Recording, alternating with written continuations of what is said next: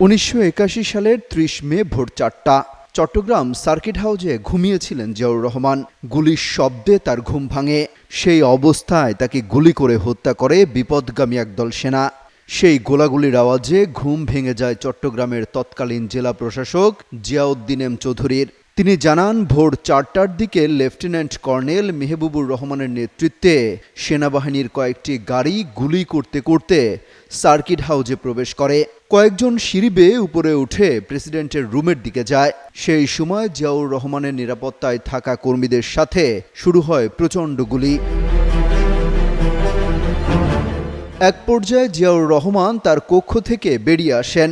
সেই মুহূর্তেই কর্নেল মতিউর রহমান খুব কাছ থেকে স্বয়ংক্রিয় অস্ত্র দিয়ে জিয়াউর রহমানকে ব্রাশ ফায়ার করে হত্যা করেন।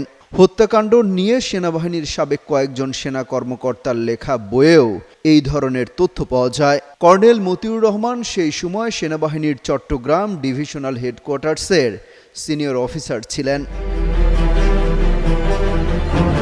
জিয়াউদ্দিন এম চৌধুরীর ভাষ্য, সকালবেলায় সেই সময় চারপাশে কোনো প্রহরী ছিল না কোনো পুলিশ, ছিল না সেনাবাহিনীর কোনো সদস্য। জিয়াউদ্দিন এম চৌধুরী তার বইতে লিখেছেন, সিঁড়ি ভেঙে উপরতলায় গিয়েই দেখেন প্রেসিডেন্টের কামরার ঠিক দরজায় পড়ে আছে সাদা কাপড়ে ঢাকা একটি মরদেহ। তার পাশেই দাঁড়িয়েছিলেন একজন প্রেসিডেন্সিয়াল গার্ড। তিনি কাপড় ওঠাতেই দেখেন এক বীভৎস দৃশ্য। গুলির আঘাতে জিয়াউর রহমানের মুখ এক পাশ উড়ে গিয়েছিল।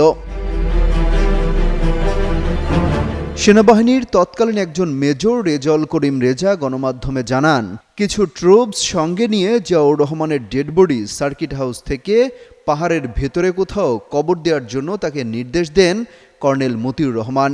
কিন্তু এই দায়িত্ব পালনে রাজি হলেন না মেজর রেজাউল করিম। এই দায়িত্ব দেওয়া হয় মেজর শওকত আলীকে। সেনাবাহিনীর সাবেক এই মেজর উল্লেখ করেন, মেজর শওকত আলীর নেতৃত্বে যে দল তার সঙ্গে ছিল তারা জিয়াউর রহমান সহ নিহত 3 জনকে নিয়ে তাদের পিকআপে ওঠায়। এরপর দলটির কিছু সদস্য সেনাবাহিনীর অন্য গাড়ি নিয়ে ওই পিকআপকে পাহারার জন্য থাকেন। তারা তখন জিয়াউর রহমান ও অন্য 2 জনের মৃতদেহ কবর দিতে পাহাড়ি এলাকায় নিয়ে যান। এই লোমহর্ষক হত্যাকাণ্ডের মূল ভিলেন হিসেবে তৎকালীন চট্টগ্রাম ক্যান্টনমেন্টের জিওসি মেজর জেনারেল আবুল মঞ্জুরকে চিহ্নিত করা হয়। তবে পুলিশের হাতে ধরা পড়ার পর তাকে সৈনিকেরা নিজেদের নিয়ন্ত্রণে নিয়ে গিয়ে হত্যা করে। ফলে মূল হত্যাকাণ্ডের ঘটনা রহস্যজনক হয়ে পড়ে। অমিত হাসান রবিন, যুগান্তর নিউজ।